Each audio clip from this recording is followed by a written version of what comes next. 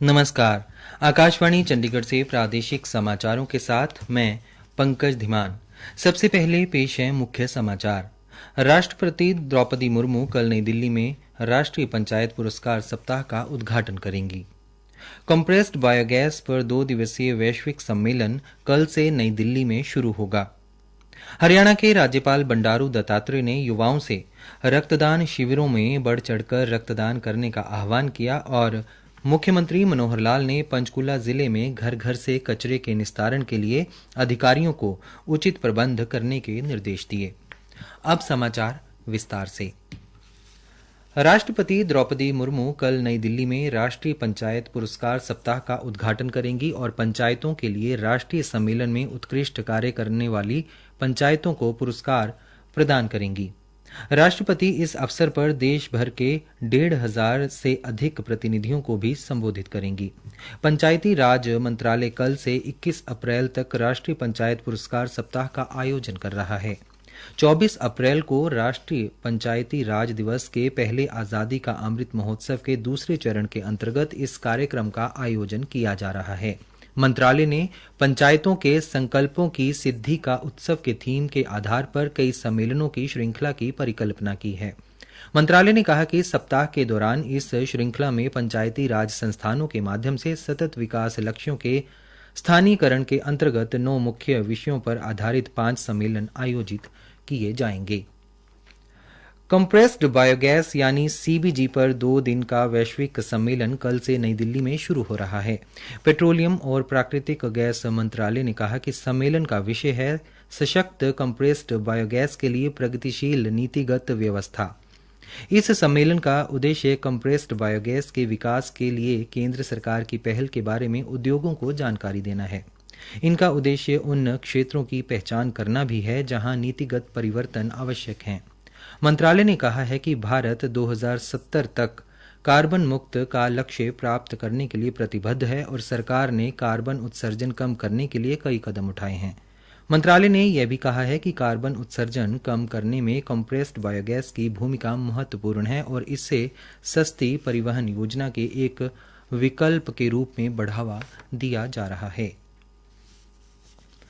इलेक्ट्रॉनिकी और सूचना प्रौद्योगिकी राज्य मंत्री राजीव चंद्रशेखर ने कहा है कि संशोधित आईटी नियमों में इंटरनेट पर सट्टेबाजी और इससे जुड़ी नुकसानदायक गतिविधियों की अनुमति नहीं दी जाएगी। उन्होंने कहा कि सरकार ने इंटरनेट के उपयोगकर्ताओं का नुकसान कम करने और इंटरनेट का सुरक्षित और भरोसेमंद उपयोग सुनिश्चित करने की रूपरेखा तैयार की है। श्री चंद्रशेखर कल सूचना प्रौद्योगिकी नियम 2021 में संशोधन पर सूचना और प्रसारण मंत्रालय की वरिष्ठ सलाहकार कंचन गुप्ता के साथ ट्विटर पर बातचीत कर रहे थे। उन्होंने कहा कि ऑनलाइन गेमिंग बहुत रोमांचक है और इसका प्रसार बहुत तेजी से हो रहा है। इसलिए इंटरनेट पर सभी प्रकार की ऑनलाइन गेमिंग की अनुमति है, लेकिन इसमें वे ऑनलाइन गेम नहीं शामिल हैं जो बच्चों के लिए हानिकारक हैं या जिनका उद्देश्य पैसे कमाना है। श्री चंद्रशेखर ने कहा कि सरकार ने फैक्ट चेकिंग यूनिट शुरू की है जिससे सही और गलत सूचना के बीच अंतर कर पाना संभव होगा। हरियाणा के राज्यपाल श्री बंडारू दत्तात्रेय ने आज चंडीगढ़ के कलाग्राम में हरियाणा बाल कल्याण परिषद और ह्यूमन केयर चैरिटेबल ट्रस्ट के संयुक्त तत्वाधान में समाज में थैलेसीमिया रोग से पीड़ित बच्चों के प्रति थैलेसीमिया रोग से पीड़ित बच्चों के प्रति संवेदनाएं जगाने और युवाओं में नशे की लत को रोकने के प्रति जागरूक करने के लिए आयोजित मैराथन को हरी झंडी दिखाकर रवाना किया। उन्होंने कहा कि थैलेसीमिया एक आनुवंशिक रोग है। इसमें बच्चों को बार बार रक्त चढ़ाने की आवश्यकता पड़ती है। बच्चों को इसमें काफ़ी कष्ट भी झेलना पड़ता है क्योंकि बार बार रक्त की आवश्यकता होती है। राज्यपाल ने सभी युवाओं से निवेदन किया कि वे समय समय पर आयोजित होने वाले रक्तदान शिविरों में भाग लेकर रक्तदान अवश्य करें ताकि थैलेसीमिया, होमोफीलिया जैसी आनुवंशिक बीमारियों से पीड़ित बच्चों का समय पर इलाज किया जा सके और उनके जीवन की रक्षा की जा सके। उन्होंने युवाओं से आह्वान किया कि वे नशे से दूर रहें व रोजाना व्यायाम करें और स्वास्थ्य का नियमित ध्यान रखें। प्रादेशिक समाचार आकाशवाणी चंडीगढ़ से प्रसारित किए जा रहे हैं। हमारे राष्ट्रीय बुलेटिनों और ताज़ा समाचारों के लिए आप हमारी वेबसाइट newsonair.ic.in पर लॉग कर सकते हैं। हरियाणा सरकार ने पंचकूला जिले में सफाई व्यवस्था सुनिश्चित करने और कचरे के निस्तारण हेतु आगामी 1 साल के लिए एजेंसी को कार्य दिया है। एजेंसी द्वारा कचरे के निपटान के लिए door to door collection, transportation और प्रोसेसिंग की जाएगी। पंचकूला शहर से कचरा एकत्र कर अंबाला के पटवी में डाला जाएगा। यह निर्णय आज चंडीगढ़ में मुख्यमंत्री की अध्यक्षता में हुई हाई पावर्ड वर्किंग कमेटी में लिया गया। बैठक में शहरी स्थानीय निकाय मंत्री डॉ कमल गुप्ता भी उपस्थित थे। बैठक में बताया गया कि पंचकूला शहर में लगभग 70,000 घरों से लगभग 200 टन प्रतिदिन कचरा निकालने का अनुमान है। श्री मनोहर लाल ने अधिकारियों को निर्देश दिए कि घर घर से कचरे का निस्तारण सुनिश्चित करने के लिए वाहनों पर जीपीएस के साथ साथ सभी घरों में RFID लगाई जाए। उन्होंने अधिकारियों को निर्देश देते हुए कहा कि प्रदेश के किसी एक नगर निगम क्षेत्र में निगम अपने स्तर पर एक पायलट प्रोजेक्ट चलाए, जिसके तहत निगम के सफाई कर्मचारी घर घर से कचरा इकट्ठा करें। महिला एवं बाल विकास विभाग द्वारा बेटी के उज्जवल भविष्य के लिए चलाई जा रही सुकन्या समृद्धि योजना बहुत कारगर सिद्ध हो रही है। बेटियां समाज का गौरव हैं और बेटियों को बेहतर शैक्षणिक एवं सुरक्षित माहौल प्रदान करने में सरकार सजगता से अपना दायित्व निभा रही है। केंद्र व प्रदेश सरकार की ओर से बेटी बचाओ बेटी पढ़ाओ राष्ट्रीय कार्यक्रम के तहत अनेक महत्वाकांक्षी योजनाएं क्रियान्वित की गई हैं।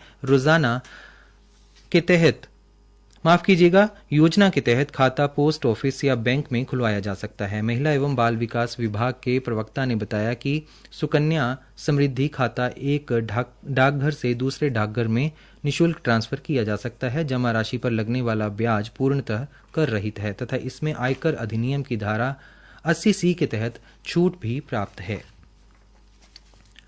कैथल के उपायुक्त जगदीश शर्मा ने बताया कि प्रदेश सरकार द्वारा दी जाने वाली सेवाएं और सूचनाएं अब एक ही ऐप के माध्यम से मोबाइल पर ही प्राप्त की जा सकती हैं। इसके लिए प्रदेश सरकार द्वारा जन सहायक हेल्प ऐप भी शुरू किया हुआ है। इस ऐप के माध्यम से आम नागरिकों को सभी सरकारी सेवाएं और सूचनाएं मोबाइल फोन पर ही उपलब्ध होंगी। उपायुक्त ने बताया कि उपयोगकर्ता ये सेवाएं घर पर मौजूद रहते हुए भी ऐप के माध्यम से ही देख सकते हैं और योजनाओं का फायदा उठा सकते हैं। इसके लिए जिलावासी मोबाइल पर जन सहायक ऐप डाउनलोड कर सकते हैं। ऐप का इस्तेमाल करने के लिए मोबाइल नंबर या परिवार पहचान पत्र के द्वारा पंजीकरण करवाना जरूरी है। उन्होंने बताया कि नागरिकों को विभाग अनुसार एवं सरल पोर्टल पर उपलब्ध सेवाओं की जानकारी जन सहायक ऐप पर मिलेगी। यमुनानगर जिले में आज पुलिस टुकड़ियों ने 1 दर्जन से ज्यादा जगहों पर छापेमारी की। पुलिस अधीक्षक मोहित हांडा ने बताया कि इस अभियान के दौरान 39 लाख से ज्यादा अवैध रकम मिली है और अवैध हथियार भी मिले हैं। कुछ लोगों को हिरासत में ले लिया गया है। 2 जगहों पर अंबाला जिले में भी इसी अभियान के तहत छापेमारी की गई है। कैथल जिले की पुलिस के एंटी नारकोटिक्स सेल ने आज 35 ग्राम हेरोइन बरामद कर एक तस्कर को गिरफ्तार किया है। एंटी नारकोटिक्स सेल के एएसआई मंजीत सिंह की टीम सायंकालीन गश्त के दौरान सीवन क्षेत्र में मौजूद थी। पुलिस के मुताबिक सीवन का रहने वाला बिट्टू अपने मकान के आसपास हेरोइन बेचने का धंधा चला रहा था। पुलिस द्वारा मकान की रेड करने उपरांत बिट्टू ने भागने का प्रयास किया, परंतु पुलिस ने उसे पकड़ लिया।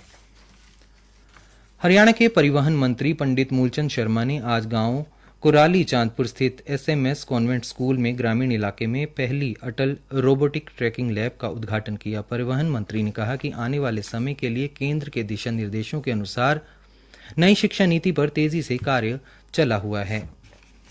हरियाणा खेल विभाग में विभिन्न खेलों के मुख्य कोच पदों के लिए आवेदन आमंत्रित किए गए हैं। सभी पद हरियाणा कौशल रोजगार निगम लिमिटेड के तहत अनुबंध आधार पर भरे जाएंगे। ऑनलाइन आवेदन करने की अंतिम तिथि 21 अप्रैल है। मुख्य समाचार एक बार फिर।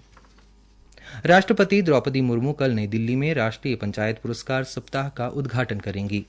कॉम्प्रेस्ड बायोगैस पर 2 दिवसीय वैश्विक सम्मेलन कल से नई दिल्ली में शुरू होगा। हरियाणा के राज्यपाल बंडारू दत्तात्रेय ने युवाओं से रक्तदान शिविरों में बढ़ चढ़कर रक्तदान करने का आह्वान किया और मुख्यमंत्री मनोहर लाल ने पंचकूला जिले में घर घर से कचरे के निस्तारण के लिए अधिकारियों को उचित प्रबंध करने के निर्देश दिए। प्रादेशिक समाचार समाप्त हुए।